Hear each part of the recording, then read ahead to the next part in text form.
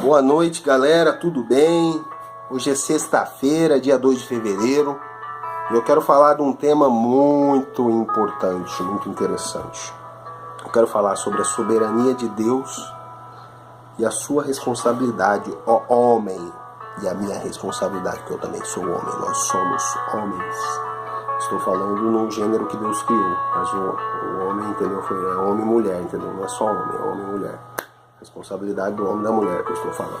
Entendeu? Não preciso explicar tudo isso, não. Se Deus criou todas as coisas, decretou todas as coisas, logo a responsabilidade de tudo é de Deus, correto? Deus é soberano. Então o homem não tem responsabilidade de nada? Sim ou não? Não! Essa conversa não cola. Eu vou dizer por quê. Vamos lá em Gênesis. Você lê lá em Gênesis, fala que Deus criou o homem em sua imagem e semelhança e deu o domínio da terra para ele. Deus criou o homem como se fosse o príncipe da terra, deu o principado do mundo nas mãos do homem. Para o homem dar o nome aos animais, dominar sobre a terra, os peixes, os animais, todas as plantações. Ele deu o nome a todos os animais. O homem tinha uma capacidade incrível, inteligência e sabedoria. Correto? Só que o homem desobedeceu a Deus.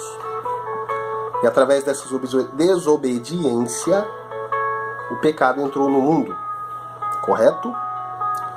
O pecado entrando no mundo, o pecado é o quê? Desobediência ao mandamento de Deus, desobediência à ordem de Deus.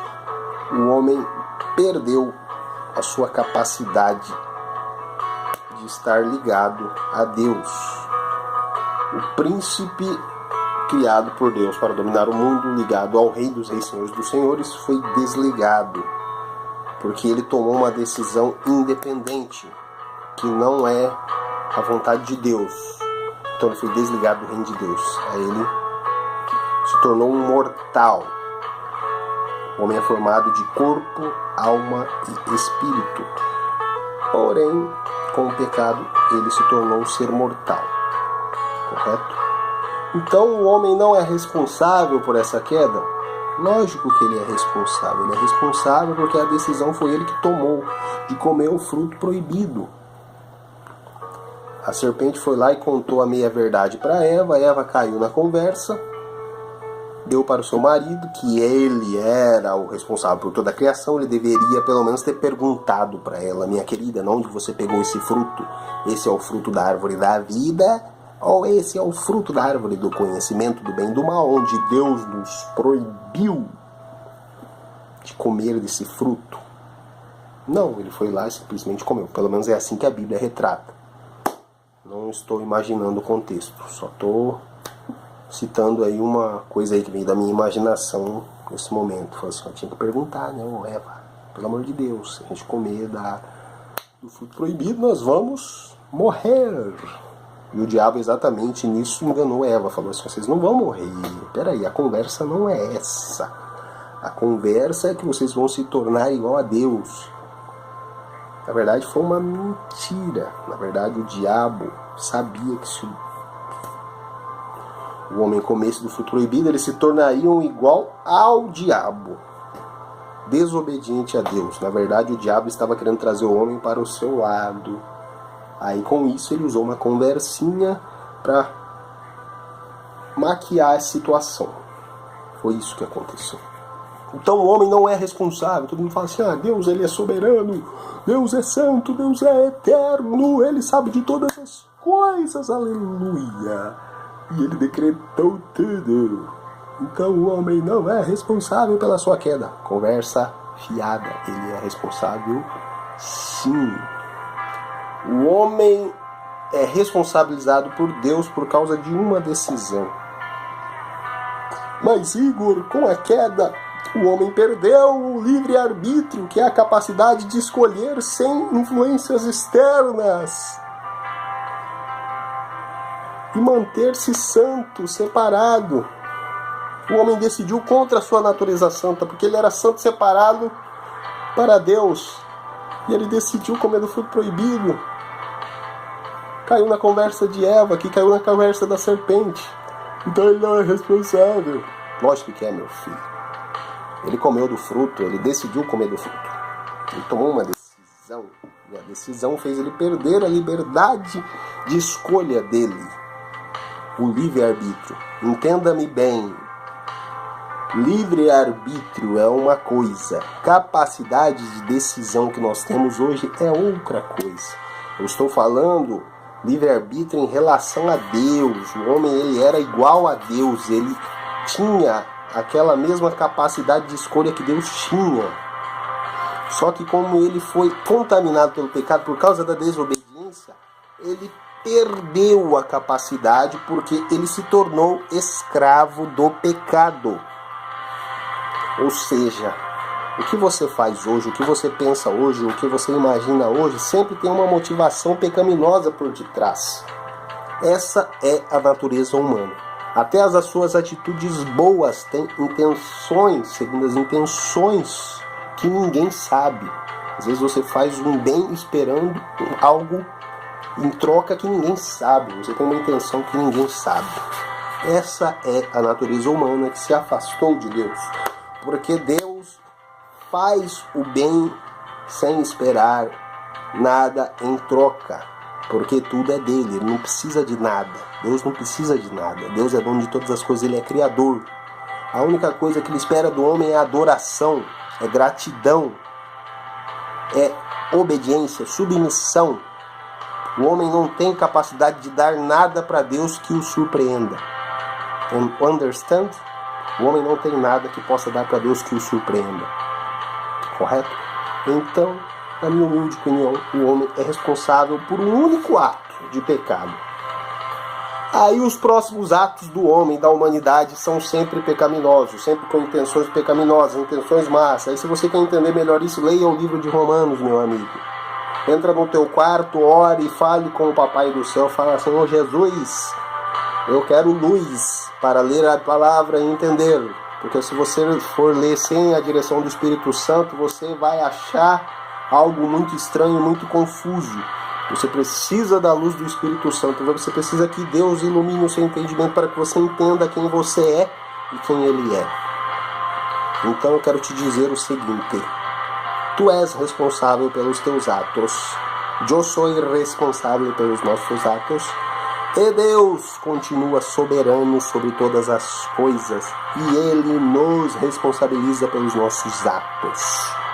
Por causa que o nosso representante legal, chamado Adão, desobedeceu a Deus. E pelo pecado daquele cidadão, daquele caboclo, todos se tornaram pecadores. Nossa descendência, nossa linhagem ficou contaminada pelo pecado. É isso que a Bíblia quer dizer. Porém, Deus, sendo misericordioso, santo, justo, tudo isso que você sabe que está na Bíblia, propõe um plano de salvação. Na sua soberania, ele propõe salvar o homem. Mas como que ele pode salvar um homem que é pecador, miserável, que não consegue praticar um único ato de justiça sem intenção má por trás? A única forma que Deus achou foi pegar o seu filho, único filho Jesus, Deus como ele, e transformar Cristo em homem. Nesse momento, quando Jesus desce à terra, é o fato mais surpreendente, mais maravilhoso, mais espetacular de toda a humanidade, porque Deus se torna homem. Deus se torna homem.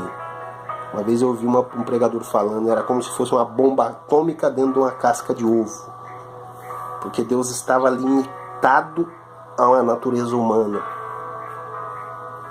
E Jesus dá o exemplo para o homem, ele cumpre toda a lei, ele ensina o homem como é agradar a Deus nos seus 36 anos de vida. Porém, ele não veio para viver, ele veio para morrer pelos nossos pecados. Aí, meu amigo, eu quero que você entenda o que eu vou te dizer agora. A morte de Jesus. Um santo.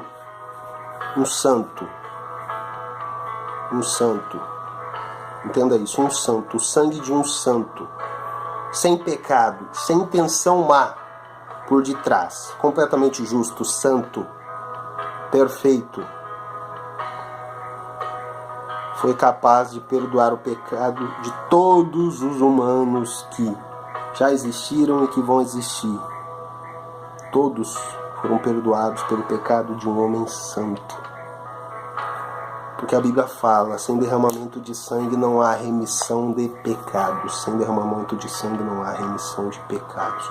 Somente Jesus pode perdoar os pecados, porque ele morreu santo, satisfez a ira de Deus, porque a ira de Deus precisava ser satisfeita. A justiça de Deus precisava ser satisfeita. Os pecados dos homens precisavam ser redimidos. O pecado gera a morte. Então a lei tinha que ser cumprida em Cristo. Deus teve que matar Jesus para te salvar. Entenda isso. Deus teve que matar Jesus para te salvar. Porém, como ele é santo, é justo, é perfeito, a morte não podia o segurar. Então depois de 3 dias, depois de ter tirado o pecado do mundo com a sua morte, ele ressuscitou. E Deus o deu o nome acima de todo nome, para que ao nome de Jesus todo joelho se dobre no céu, na terra e debaixo da terra, e toda língua confesse que Jesus Cristo é o Senhor. Agora compreenda. Toda língua vai confessar que Jesus Cristo é o Senhor, tanto para a salvação como para a condenação. Aqueles que aceitarem a Jesus como seu Salvador, aqueles que se tornarem discípulos de Cristo serão salvos. Aqueles que não aceitarem, eles mesmo assim vão reconhecer e serão condenados. Essa é a verdade bíblica. Então, sintetizando tudo isso, meu amigo, Deus é soberano, Deus é santo, é eterno, Ele é perfeito e Ele decreta todas as coisas. Porém, nós mesmo sendo perfeitos, escravos do pecado, nós somos responsáveis pelos nossos atos.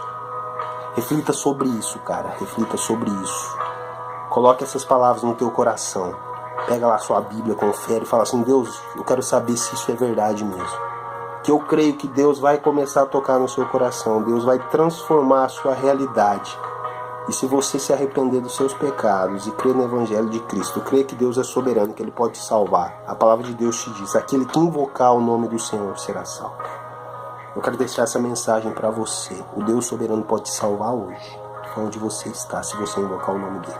Tudo bem?